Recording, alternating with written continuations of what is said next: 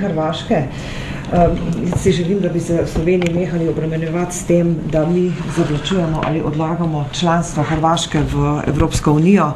Edino, kar Slovenija zahteva, je, da Hrvaška spoštuje že sprejete sporazume in mislim, da imamo vso pravico, da pri tem vztrajamo. Smo tudi samostojna, demokratična država in če imamo politično krizo, jo bomo pač imeli. Tako kot jo je imela Belgija, pa je hkrati predsedovala Svetu Evropske unije.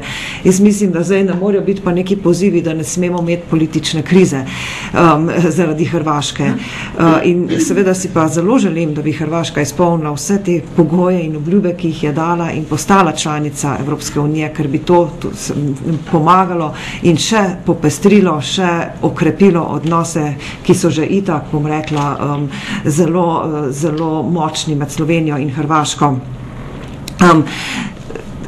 Kolegica Fajonova je že omenila, da ima Hrvaška še kar precej drugih obljub, ki so neizpolnjene in se mi zdi, da so bistveno težje, saj nekatere, kakšno med njimi poznam in se bo morala Hrvaška na nekaj ostalih področjih tudi še izkazati.